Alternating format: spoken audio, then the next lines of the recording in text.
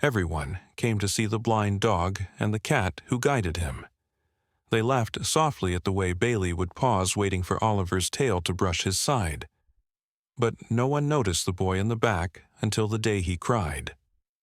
Caleb had been there every week, always sitting on the same beanbag, always quiet. But when Bailey laid his head in Caleb's lap, something cracked open. "I used to be scared of dogs," he whispered, "until I saw one who was scared too, and found someone who helped him anyway." Before we begin this unforgettable story, would you mind sharing where you're from in the comments? And if stories of love, loyalty, and second chances move you, please give this video a like and consider subscribing. Willowbrook, Oregon. Late autumn. Mist coils low around the sleepy town as rain softly taps against the leaves. Chimneys puff out gray smoke like tired sighs, and the sky is a quiet blanket of steel blue. Bailey had once been the golden pride of Willowbrook. A 12-year-old golden retriever with a coat like honeyed wheat, he was the kind of dog that turned heads at the farmer's market and made strangers smile just by existing. His eyes, warm amber pools, used to follow every bird, every breeze, every flicker of joy. His gait was confident, strung a little slower with age, but still full of life.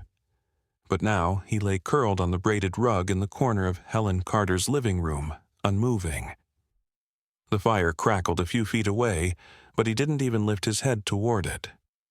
His tail, once a metronome of joy, lay limp against the floorboards. Helen, seated on her favorite armchair beside the fireplace, watched him with the quiet ache of someone who'd seen too much change too quickly. She was 71, her back slightly curved from decades of nursing, her hands soft but spotted with age. Her silver hair was tied in a loose bun, strands falling around a face that still held the quiet elegance of someone who had spent her life comforting others. Her hazel eyes, once firm and certain, now often lingered too long in silence. She had moved to Willowbrook after her husband Gerald died of a sudden heart attack 3 years ago. The city had become too loud, too full of reminders. She needed somewhere gentler, somewhere with porches and pie contests. And she brought Bailey, who had been Gerald's retirement dream, a dog who would walk trails with them, who would grow old with them. But now, Bailey was growing old alone and going blind. It had happened 2 weeks ago.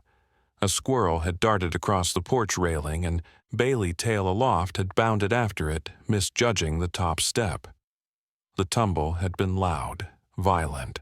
Helen had run outside in her slippers, heart pounding in her chest like a drum.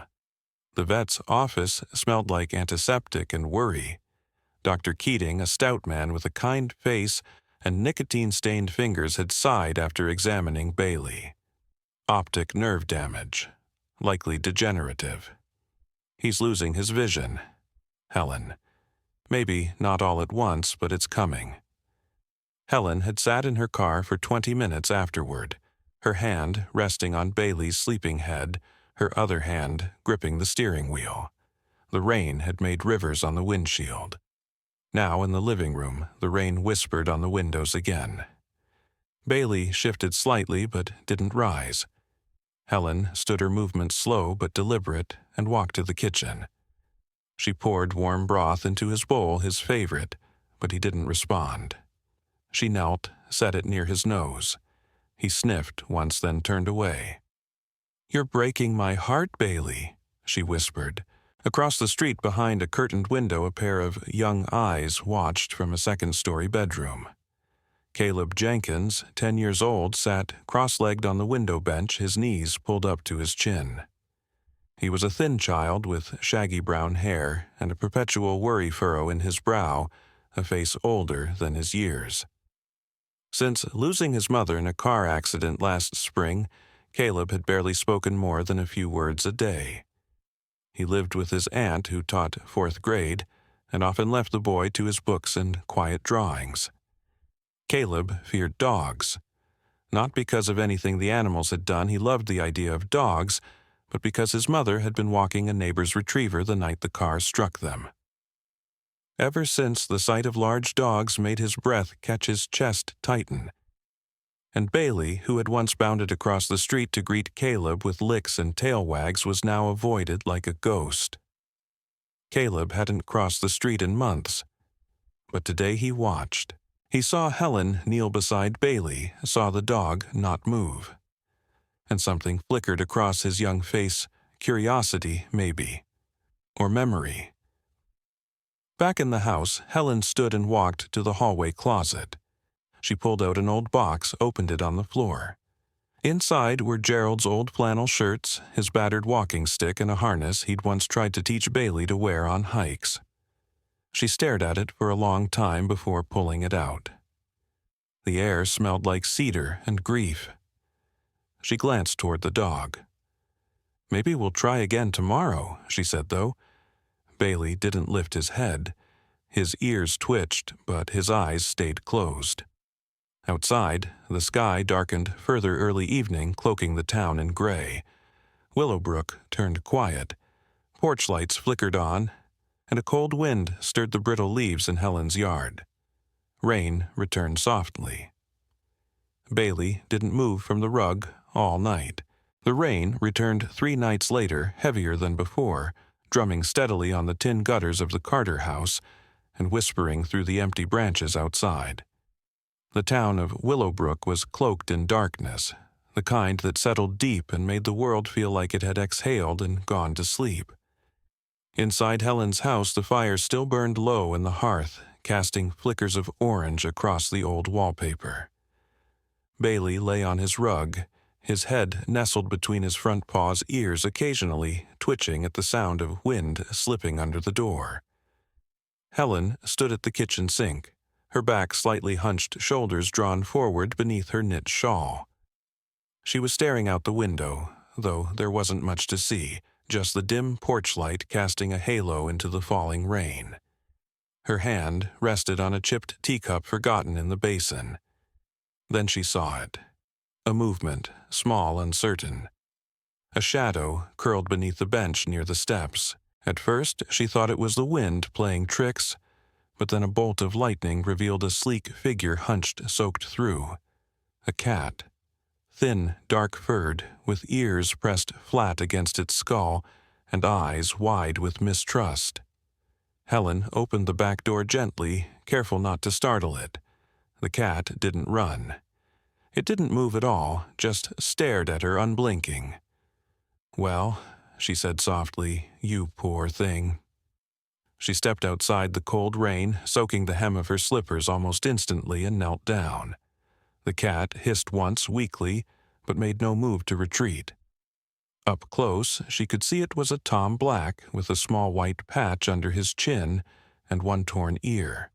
His eyes were remarkable deep green, tinged with flecks of yellow, and they held a kind of old, wounded intelligence. "You look like you've been through something, too," Helen murmured. She reached out slowly. The cat didn't flinch as she scooped him into her arms, only trembled slightly as if unsure whether to allow hope. Back inside, she dried him off with an old towel, then placed him in a woven basket lined with an extra flannel blanket. He didn't purr, but he also didn't leave. "Oliver," she said after a moment, looking down at him. "That's what I'll call you." She didn't know why the name came to her. It was her father's name, a man who'd taught her quiet patience and the worth of a gentle touch. Oliver had died decades ago, but somehow it fit. The cat blinked at her once, then closed his eyes. Bailey hadn't moved during the entire exchange. But an hour later, as Helen sipped tea in her armchair, she noticed the cat had left the basket. He was now sitting just a few feet from Bailey, watching him with a focus too precise to be idle curiosity. His tail curled around his paws. Bailey's ears twitched again. Oliver slowly moved closer. It was not a typical feline curiosity. It was deliberate. He walked beside the dog, brushed his flank gently, and let out a soft, almost imperceptible sound. A quiet trill like a whisper. Bailey stirred, lifted his head, his nose twitched. Then, for the first time in weeks, his tail thudded once against the floor. Helen put a hand to her mouth, her heart stammering. The next morning, it was Caleb who saw it. He had woken early, the sound of the storm having passed, leaving the world in a breathless hush. His room overlooked Helen's backyard. He'd made a habit of watching the old woman's house in the mornings, not out of nosiness, but because it was quiet there, and something about it made him feel safe. He saw Bailey standing shaky but upright on the porch. Next to him sat the cat, Oliver, his tail flicking lazily. The cat walked a few steps, then looked back. Bailey followed. It was awkward and slow, but deliberate. The cat moved again, paused. Bailey stepped forward. It was like watching a dance. Caleb pressed his forehead to the glass eyes wide. Something strange flickered through him, a crack in his fear, a tiny ember of wonder. Later that afternoon, Helen sat at her small dining table, writing in her notebook. She kept one ever since Gerald passed, where she recorded not appointments or shopping lists, but thoughts, feelings, griefs she didn't have the words to speak aloud. She wrote, Oliver watched Bailey for 20 minutes today without moving. Then he went up to him and nudged his paw. Bailey responded. He followed him, not far. But it was something. I don't understand it. But I don't need to. It's the first time I've seen Bailey move with purpose in weeks. Later that evening, she placed a second bowl of food beside Bailey's, filled with shredded chicken and broth for Oliver. The cat approached cautiously, only eating, when Bailey had sniffed his own bowl and taken a bite. By the third night, Oliver curled up beside Bailey on the rug. The following days unfolded like pages turning in a forgotten book. Winter's breath brushed lightly across Willowbrook, crisp and cold, but not yet cruel. Frost laced the window panes each morning, delicate as lace, and the days arrived wrapped in silver light. In the Carter house, something unseen but deeply felt had begun to change. Bailey, though still hesitant, no longer remained fixed to his rug all day. With Oliver's guidance, the old golden retriever began to explore again, tentatively, uncertainly, but with motion, and motion was life. Oliver had developed a unique way of communicating, a method that seemed crafted entirely for Bailey. The black and white tomcat, lean graceful but still bearing the look of the alley he came from, had learned to move with gentle certainty. He would make a short musical trill when approaching Bailey, followed by a firm nudge to the shoulder. When he wanted Bailey to follow, he would walk a few steps ahead, then glance back. If there was an obstacle, he tapped Bailey's front leg with his paw. Bailey began to understand. More than that, he began to trust. One afternoon, Helen sat in the worn wicker chair by the back window, a soft journal resting on her lap. She watched through the glass as Bailey, led by Oliver, walked into the backyard for the first time in weeks. It was a slow procession, almost ceremonial. The old dog placed each paw with care, his nose twitching as it met the cool wind. Oliver moved just ahead occasionally, glancing back with what Helen could only describe as intention. When Bailey reached the edge of the porch and hesitated, Oliver turned, gave a short trill, and brushed against Bailey's front leg. Bailey stepped down. Helen's throat caught. She pressed a hand to her chest, the page in her lap forgotten. Across the yard, unseen by the pair, another set of eyes was watching. Caleb Jenkins stood behind the rusted fence that bordered his aunt's garden. He clutched the top rail with thin fingers, his brown jacket zipped up to his chin.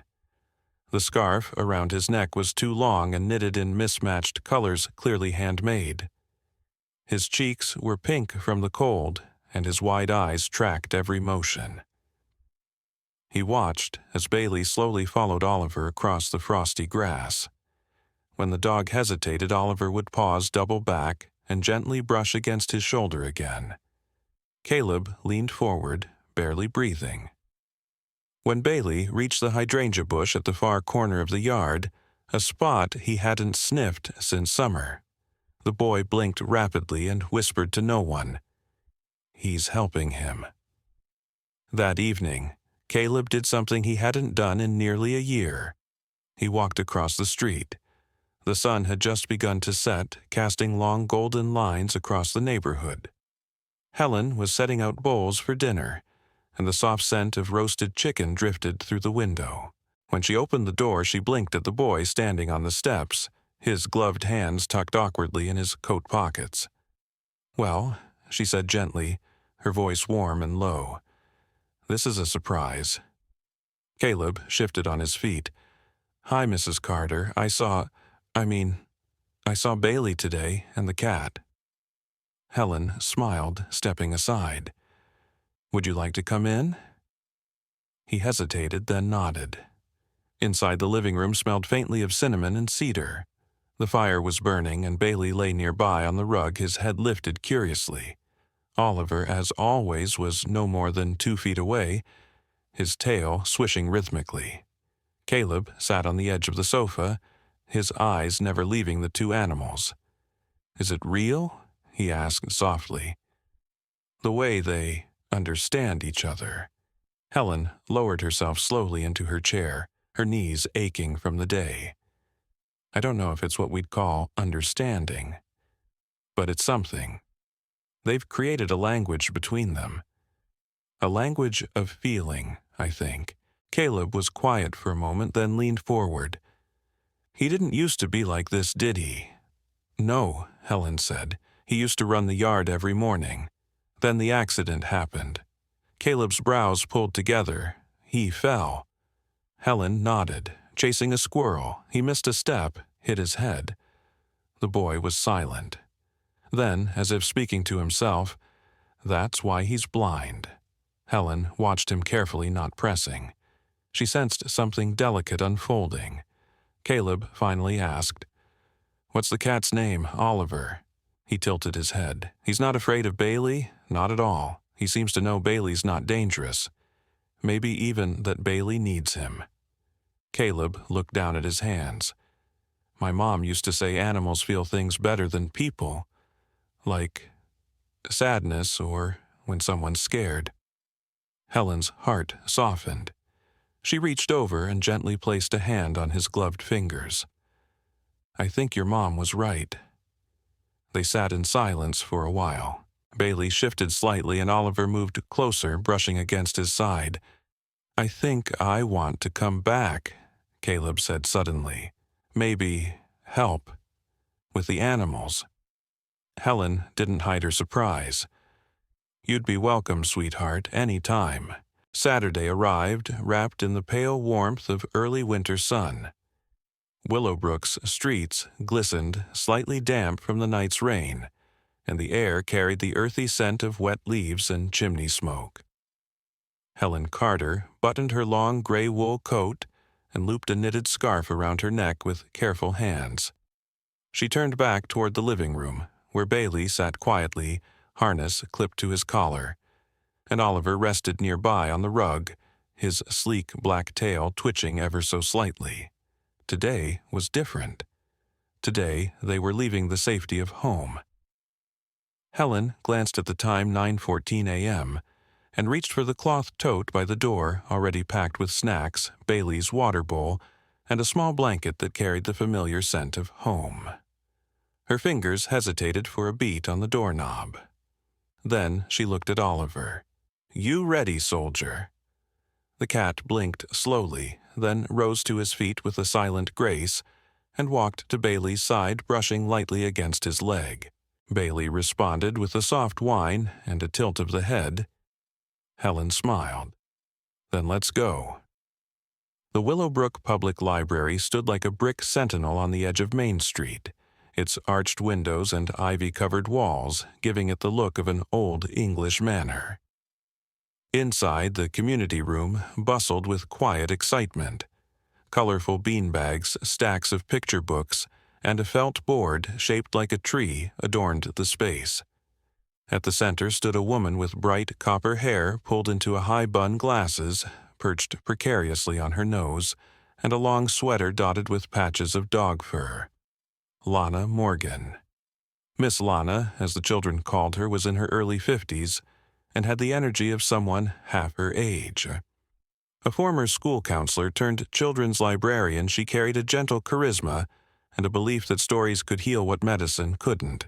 After a personal battle with breast cancer 5 years ago, she had shifted her life toward building the Therapy Tales program, a monthly session where children could read to animals or simply sit with them for emotional support. She looked up as Helen entered, her face lighting up like the first page of a favorite book. Helen Carter, she beamed, and this must be the duo. Helen nodded, a little nervous. Bailey and Oliver. I wasn't sure how he'd do in a new space. Lana knelt slowly, her eyes meeting Bailey's lowered head. Well, he's got someone to guide him, and that makes all the difference. The children filtered in gradually, coats unzipped and boots clomping. Caleb was among the last to arrive, his mismatched scarf now worn with comfort, a quiet confidence resting in his eyes. He spotted Helen and raised a shy hand, then moved to a beanbag in the corner where a small stack of books awaited. As Helen found a chair along the wall, Bailey stood uncertainly at the entrance to the carpeted area. Oliver walked ahead a few steps, then trilled gently. Bailey followed. It was a slow journey, carefully placed pause, the occasional pause. The children fell silent, watching. Oliver circled back, often rubbing against Bailey, offering touch in place of sight, tone in place of direction. By the time the pair reached the center of the room, an awed hush had settled. Miss Lana clapped her hands once gently. Everyone meet our new friends. Bailey sat slowly, breathing deeply. Oliver remained by his side, ever watchful. One by one, the children took turns reading softly from books they held in their laps. The room warmed with the soft hum of storytelling. When Caleb's turn came, he didn't read. Instead, he walked over, knelt beside Bailey, and placed a hand on the dog's golden fur. Bailey turned his head slightly, nuzzling against the touch. Caleb swallowed. My mom used to love golden retrievers, he said quietly, his voice shaking. She died last spring. I was with her. She was walking a dog like Bailey when the accident happened. Helen looked on, her throat tightening. I haven't been able to be near dogs since then, but he hesitated, glancing at Oliver. I saw how Bailey is and how Oliver helps him, and I thought maybe it's okay to be close again. Bailey lay down, fully resting his head on Caleb's crossed legs. The boy's shoulders trembled. Tears slipped down his cheeks, silent and real. Oliver stepped forward and with delicate grace brushed his side against the boy's arm. Lana placed a hand over her heart. The room stayed silent, holding the moment like glass. Later that week, word began to spread. Parents who had been skeptical asked about the seeing eye cat and the grieving boy and his dog. The library received requests for another visit. Helen was hesitant at first, but the response was overwhelming. That weekend, a local reporter visited. She was a wiry woman in her 30s named Morgan Ellis, with dark eyes and a camera slung across her shoulder like a badge. A Willowbrook native, Morgan had returned to town after a career detour through journalism in Denver. A family tragedy, the loss of her brother to PTSD, had drawn her back home. She now worked for the town paper, documenting the small miracles most big cities missed. She spent an hour quietly photographing Bailey and Oliver as they navigated the children's reading circle.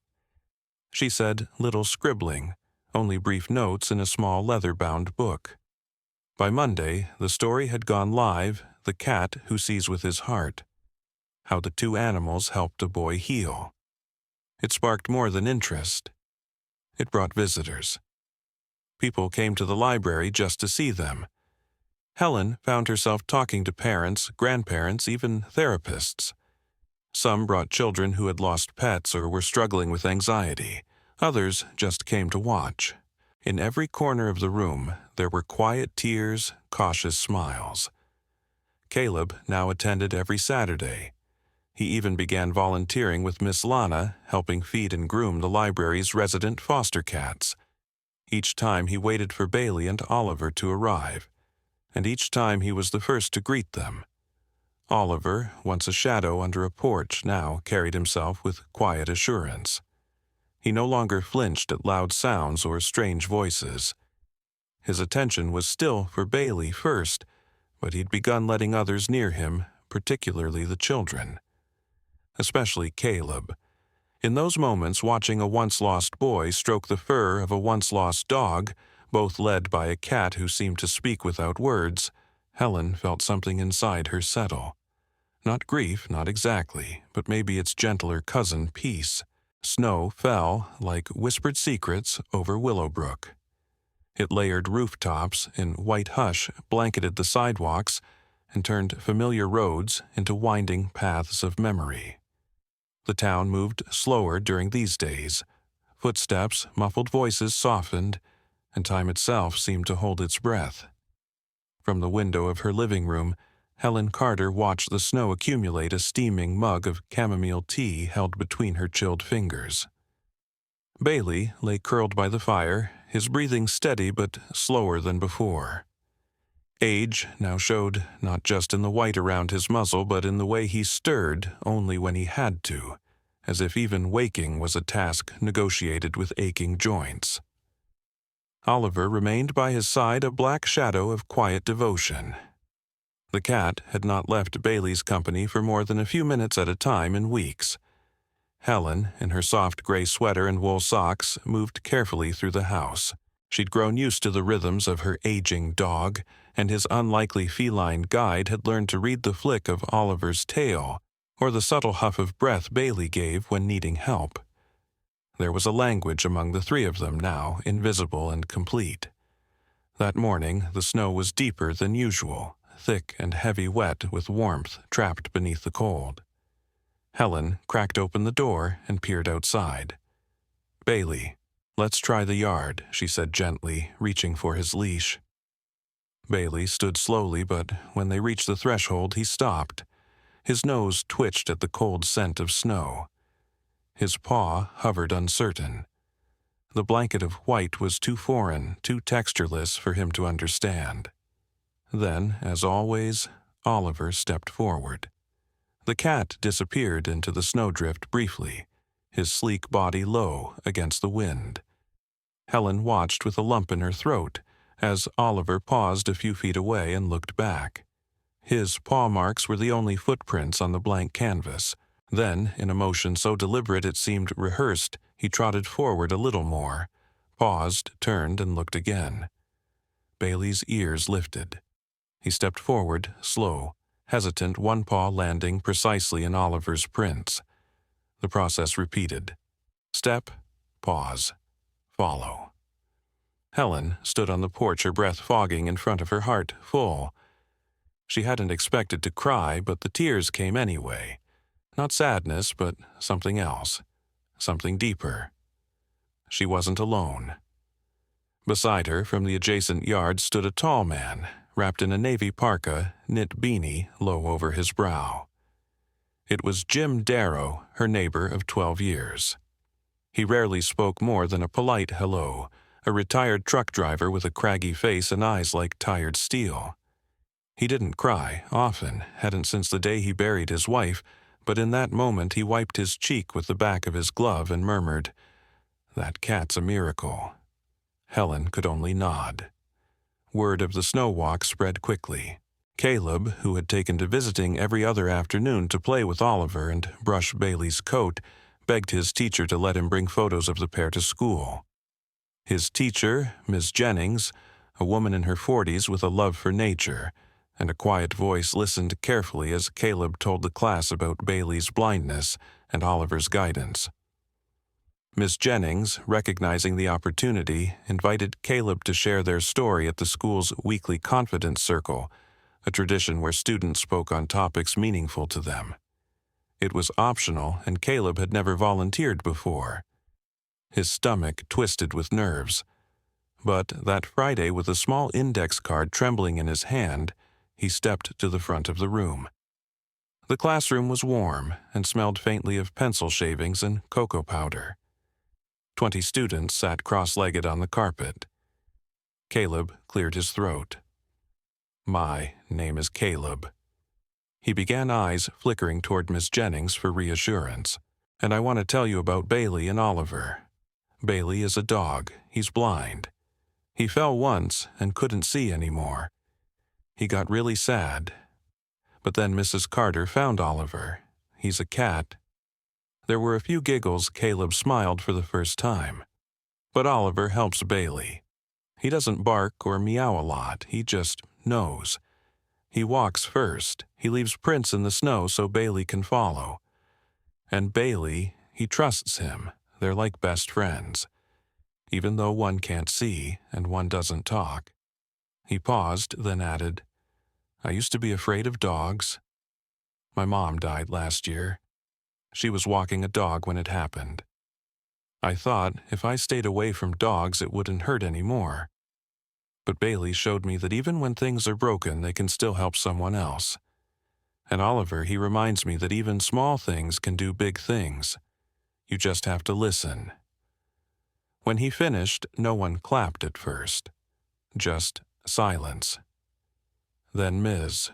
Jennings stood and began softly, her hands joining, and soon the whole class followed. It wasn't loud. It was warm. Caleb returned to his seat, his face flushed but his chest a little lighter. Back in town, Helen was invited to the Willowbrook Library again. This time it wasn't for story hour. It was for something permanent. The children's section now held a framed photograph, Bailey standing at the edge of the snow, Oliver's footprints marking a path ahead, and Bailey's paw just touching the first one. Above it, a wooden plaque read, "True sight comes from the heart." Lana, the children's librarian, stood beside Helen during the small unveiling ceremony, flanked by townspeople, local students, and parents. She smiled, eyes damp behind her glasses. "Some stories change the people who hear them," she said. "But this one changed us because it was lived." Bailey rested at Helen's feet, head lifted toward the voices. Oliver, ever nearby, curled quietly beside him. A small boy leaned down and whispered to his mother, "That cat sees better than most people I know." Helen didn't disagree. In the quiet journey of a blind dog and a stray cat, we are reminded that miracles don't always arrive in flashes of lightning or grand declarations. Sometimes they come in paw prints left in the snow, in the gentle nudge of a friend, in the stillness of trust built between two unlikely souls. Bailey couldn't see, and Oliver didn't need words, but together they walked through darkness with a light born not of sight but of love. This story isn't just about animals, it's about us, about how in our own lives we are often Bailey lost, uncertain, grieving. And sometimes, without even realizing it, we are also Oliver called to guide, to love, to comfort, even in our own brokenness. God works in mysterious ways, and perhaps He uses the smallest of His creatures to show us what grace looks like when it walks beside us. So, if you've ever doubted that hope still exists, remember, healing often begins with kindness, and the path forward may already be unfolding beneath your feet, even if you can't see it yet. Let this be your reminder that you are never alone. God sees you, even when you're in the dark. And sometimes He sends a cat to lead you back into the light. If this story moved your heart, leave a comment below and say, "Amen," to bless others who might be walking through their own darkness. Share this story with someone who needs hope. Subscribe for more real stories that show us God's love in unexpected ways. And may God bless you and guide you just as Oliver did for Bailey.